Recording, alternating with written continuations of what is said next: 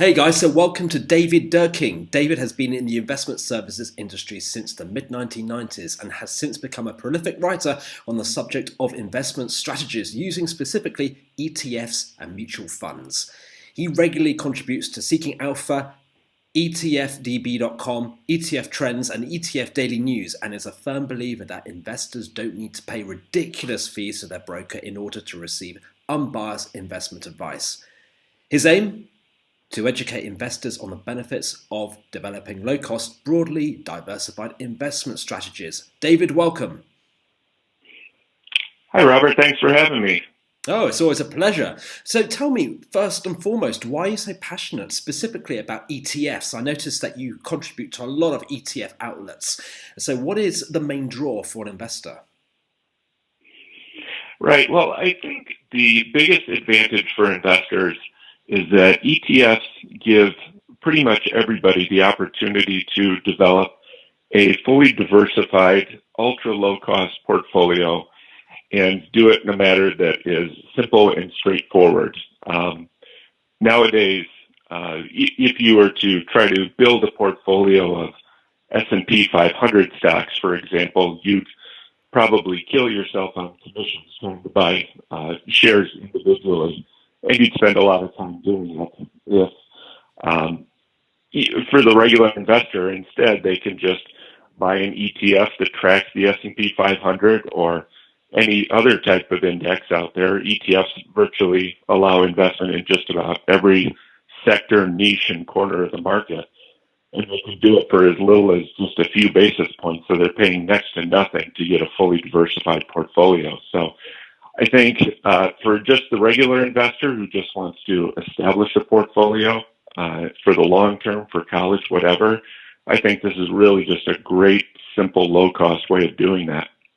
Great. So, are there any downsides, for example? I mean, some people do invest in stocks for the dividends, especially if it's underpriced in their minds. I'm taking it you don't get dividends with ETFs specifically.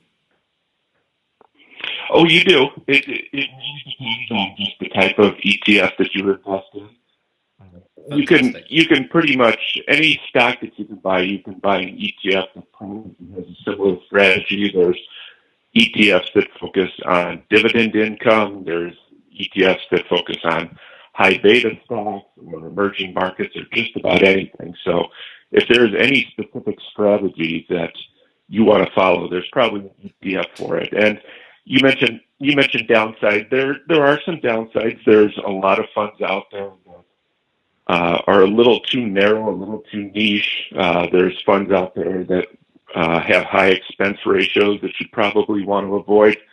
I think most of the ETFs investors can probably actually steer away from if they focus just on broadly diversified, low-cost portfolios. I think there's plenty of choices out there to help them build a portfolio. Great. Well, I mean, it seems like a whole different world in the realm of ETFs, and frankly, I don't think there's enough published on it. Certainly in the mainstream in England, where we're based. But when it comes to double leveraged ETFs, they represent a great gain if the investor is correct and the market, whatever they're trading, say for example, silver moves quickly in their favor. But what is the downside with these double leveraged or triple leveraged ETFs? Well, the downside of them is pretty much the exact opposite of the upside. If you time it correctly, you can double or triple your returns, but if you're wrong, you can double or triple your losses. And obviously, leveraged ETFs are very risky. They're not actually, most of them are not actually investment in stocks. They're invested in derivatives contracts like futures or options. So there's extra cost to investing in those. Without diving too much into the weeds, there's a cost of rolling over these contracts every month so they can get really expensive, even if the market doesn't move. There's a deterioration in value because of this cost. So even if the market happens to stay sideways, the value of leveraged ETFs tends to deteriorate over time because expenses build up. So leveraged ETFs, I generally stay away from because I think the risk and the cost don't make it a real good option, especially just for regular investors. Yeah, when you hit it right, it can be really profitable, but these tend to be more speculative vehicles than anything, and they're really too risky for the average investor. Sure, so easy come, easy go, so to say. Right, exactly. Okay, so tread with caution. I mean, there is a bit of a misconception that double leveraged ETFs are great, but of course, anything is great if you're right and the market goes in your favor. But like with many people, there is the downside, and it's quite conspicuous. So, Right. I mean, for most investors, they're difficult to understand. A lot of them wouldn't know that they're invested not in stocks, but in futures contracts. So yeah, they're complex, and for some they're right, but for a lot, they're probably best left alone. well, exactly. So, do you think that there is still value to be got from equities or more commodities these days? I mean, we have had a pullback with the Dow and, of course, the FTSE, but they both seem to be heading up these days. And we've got the Santa Claus rally, which is the historical surge in equities before Christmas. Do you think there's much more upside potential, or do you think we're ready for a steep correction? Well, I think it really globally, I wouldn't expect too much more in the way of gains from here. I think some valuations are getting a little stretched. I think there's still a lot of economic uncertainty. We're still working through sort of some of the questions with how trade tariffs and things like that are going to impact the economy. Some of the data that's already come out in the U.S. and China is already suggesting that maybe there's some slowdown that's starting to show up. If that sort of continues on indefinitely, I think that's going to negatively impact GDP and productivity. So I think that's a real risk right now. I think, especially on the U.S. side, we've seen almost 10 straight years of gains for the S&P 500. That's entirely unusual. We usually see a negative return roughly every fourth year or so. So you could say that we're overdue in that sense. We've already seen significant corrections in some of the overseas and emerging markets. So I think there's still a lot of risk there. I think some of these markets could post good returns. I think overall, we're probably better off sort of tempering expectations. I think gains in equities are probably going to be fairly small going forward. Well, we're due a downturn, statistically speaking. I mean, every 8 to 10 years, historically, there is a slowdown or a recession. Right, and I think on the U.S. side, I think we're potentially a little overdue on that. Some of the numbers look really good right now as far as GDP growth and unemployment, but some of the things we're seeing in the latest GDP reports suggest that things may be starting to slow down. Cracks are starting to show that the real estate market, pockets of the real estate market are starting to slow down. I think there's a fair amount of uncertainty, and I think investors should probably be cautious at this point. Well, it's interesting you say that with all these kind of tells. I mean, I was speaking to a client of mine the other day who's a professional photographer, and he actually summed up this year as being a quiet year where his phone has not been ringing nearly as much as it has previous years, and he's been as quiet with regards to work as it was in 2007, 2008, just before the crash. So it's interesting, not just with the tells which you tell me, but also more on street level with the kind of fluctuating tells or changes in circumstances people are experiencing that do give clues that we are due a slowdown, for example. Yeah, and I think that's an important point that you make, that, on a high level, things may look just fine. We've got low unemployment, good GDP. You think everything's fine, but once you drill down, you see that there are pockets of the economy or pockets of business which still are experiencing weakness. They're still struggling to keep their heads above water. So I think it's like anything else. You really need to sort of pick and choose your opportunities. Take a look below the surface at how some of these areas of the market are doing, and there's still opportunities for growth and returns. But I think investors in general probably need to do a little more homework. And a couple of years ago, you could put your money in almost anything, and you could get double-digit returns. But I think investors are going to need to be a little more picky and choosy going forward. Well, as Warren Buffett says, be greedy when people are fearful and fearful when people are greedy. And certainly anyone who's got any sway within the market would be naturally cautious about investing so close to an all-time high, which you've just come off, the all-time high printed earlier this year. But of course, there'll always be a vested interest. Brokers will always have a vested interest, and so too will investment advisors when it comes to encouraging consumers to buy because of the associated commissions. I don't know of any broker who is vociferous of telling their clients to sell all their stocks. So do you think there is a massive conflict of interests between brokers and investment advisors and consumers?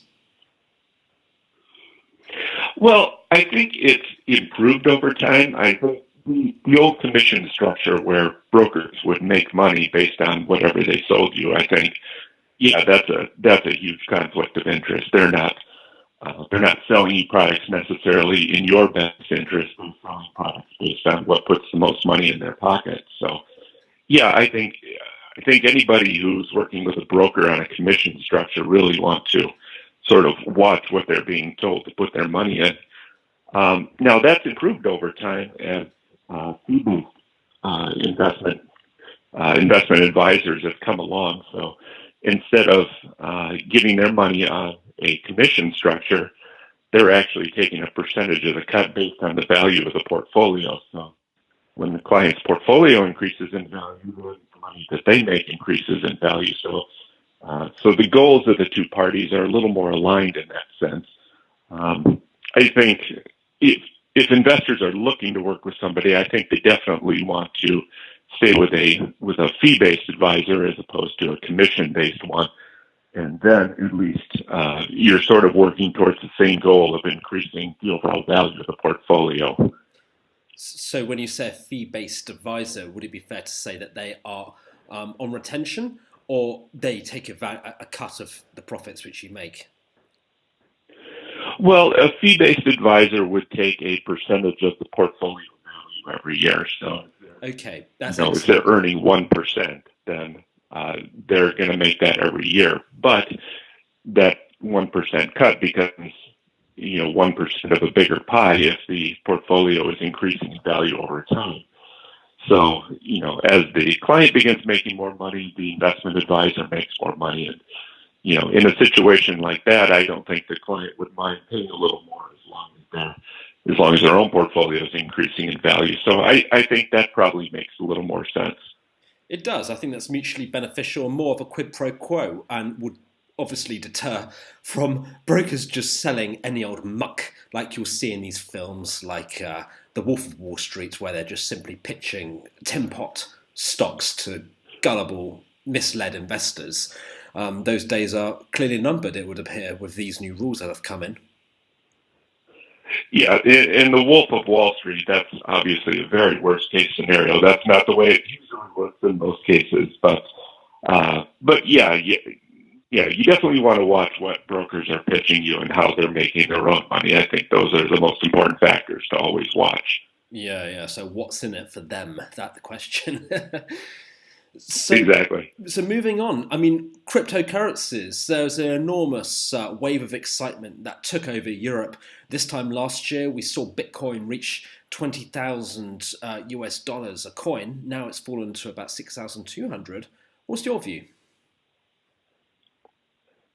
Well, I think it's interesting. It looks like over the past couple of years, I think we've seen some of the excess build up in cryptocurrencies, like you mentioned. Bitcoin really took off in value, and now we're seeing it sort of establish a little more of a good base around the $6,000 level. I'm cautiously optimistic about cryptocurrencies. I think a lot of, like I mentioned, the excess, a lot of investor education still needs to take place. I think a lot of retail investors probably still look at cryptocurrencies and think of those huge returns they saw in Bitcoin and think that it might be that's something that they can earn without really fully understanding what they're investing in. I think some of those excesses are starting to work their way out of the system, and I think it's starting to slowly behave a little more normally. But I'm optimistic about cryptocurrencies. I think it still has a long way to go, though, and I think there's even a longer way to go for investors to sort of educate themselves in how the cryptocurrency markets work and some of the real risks that are involved if they decide to start buying and trading in cryptocurrencies themselves. Well, it's certainly an unregulated industry and very much the Wild West. Arguably a bit like what Forex was about 10, 15 years ago, with lack of regulation and quite a few scams knocking around, it would appear. A few people have had their fingers burnt. So it'd be interesting to see how this industry evolves. I mean, what I'm very curious to see is how much of a contender, say, Bitcoin and Ethereum will be in terms of rivaling gold and or silver in terms of being a safe haven when it comes to economic instability. Yeah, and I think we've seen some of that to some small degree already.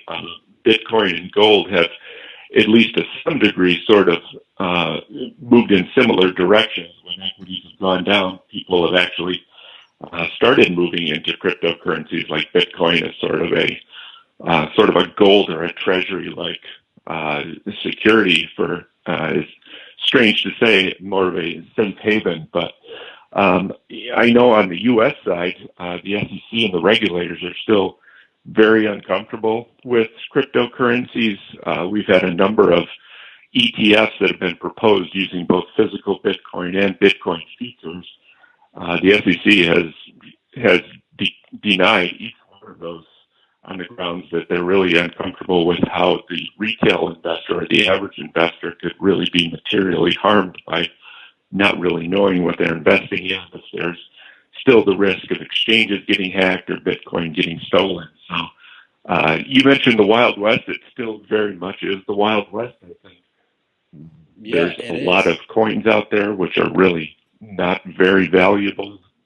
Well, and you hear these stories of people who had like 10, 20, 30, 100 Bitcoin back in the day, like 5 to 6 years ago, and they put them into deep storage and can't find their certificates. So they've forfeited on tens of thousands of dollars worth of Bitcoin because they just can't find the receipt. Right, yeah, and I think we'll probably see at least a little bit of that still occur, but it's moving in the right direction. Whether it turns into an actual currency as opposed to just sort of a stored value, I imagine we'll have to see over the next few years. Well, there are more and more people accepting it online. I'm a little bit more cautious myself. However, I'm happy to be proved wrong. So, David, how would you define a broadly diversified investment strategy? Would it be fair to say that gold and silver will be the low risk, say 10%, and then equities, medium risk, would take up the bulk of that? Well, it really depends on the individual circumstances and what their goals are. I think for a lot of investors, if you're a long-term investor, for example, probably having the bulk of your portfolio in equities is probably a good idea. If you balance that out with some fixed income securities, and then, like you mentioned, filling it in with gold or emerging markets or something like that around the edges to sort of diversify your risk in your portfolio. I think that makes a lot of sense for someone who's maybe closer to retirement. You want to weight a little heavier to fixed incomes than equities, obviously. But I think really investing in products that track a broad index, whether that's the Morgan Stanley EFA index or the S&P 500, if you focus on those as the core of your portfolio, the low-cost diversified indexes, and then you fill it around the edges with gold and other products like that, then I think that type of portfolio makes a lot of sense for most investors. Okay, well, like you said, age is a critical factor in terms of like what to invest in. I mean, I can imagine that high risk stocks, for example, like IPOs, be more beneficial for younger people who can potentially accept the loss and the wait for the ones that do come to fruition to actually realize again, rather than someone who's on the edge of retirement. Right, and yeah, age is just factor. I mean, somebody's risk tolerance is going to play a key as well. I mean, you can be 25 years old, and if you're scared to death of the market, you probably shouldn't be in equities versus somebody who's in retirement who's willing to roll the dice a little bit. Maybe, like you mentioned, IPOs or Bitcoin or something like that makes sense as just a small portion of your portfolio. So it's one of those things where you really understand yourself and what you're looking for. As always, keep costs low, try to keep diversified to eliminate a lot of the risk. And if you do that, you're probably in the right direction. Fantastic. And obviously, where there's risk, there's reward. But where there's high reward, there's high risk. Well, that's true. And you've seen that in investing in individual countries like Turkey or Argentina. They can, you can make triple-digit returns, but they can also drop in half, too. So those are things that are fine to invest in just small percentages. You don't want to make that the cornerstone of your portfolio, but having a little fun with your money is never a bad thing either. That's true. Define fun, though. Well, fun, I mean, is if you want to invest in like robotic stocks or robotic ETFs or whatever, new technology, artificial intelligence, or something like that. I mean, that's obviously not fully evolved yet. That's going to be high risk. There's the potential for real high returns in it.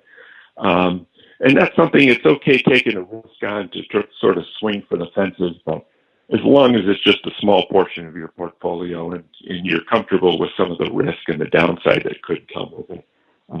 That's kind of my definition of fun money. Not necessarily going out buying lottery tickets or anything like that, but making some smart choices around the edges. No, and you're absolutely right. I think it does make sense to tap into new emerging trends. And certainly what is interesting is the emergence of pot stocks or marijuana stocks as legalization comes to fruition, certainly in America, and you've got these companies all champing at the bit to provide these services. Right, and you mentioned the Wild West earlier. The pot stock market is certainly looking like that lately. It's obviously the trend is in the right direction there. It looks like legalization around the globe is catching on. Obviously, the market for marijuana stocks is going to grow significantly, but you can look at the chart for just about any pot stock. Tilray is a good example of what's been happening lately. That stock has just been whipsawing up and down. It's the news is changing constantly in that industry, and that's something. It's okay to take a swing, and obviously the potential is there, but you really need to be comfortable with the risk. That's something you probably don't want to trade in the short term, but holding a little bit for the long term isn't necessarily a bad idea. Okay. Well, interesting times. David, thank you so much for your insights. It's been a pleasure having you. Just very quickly, where can people find out more about you? Yeah, you mentioned some of the websites that I'm at the top. My personal website is www.etffocus.com. That's where I provide links to a lot of the stuff that I publish around the web, and that's a good place to start. Obviously, if you want to talk to me personally or have any questions, you can reach me through that website too. Fantastic. So www.etffocus.com. David, thank you so much for your time. It's a pleasure talking to you. Thanks for having me.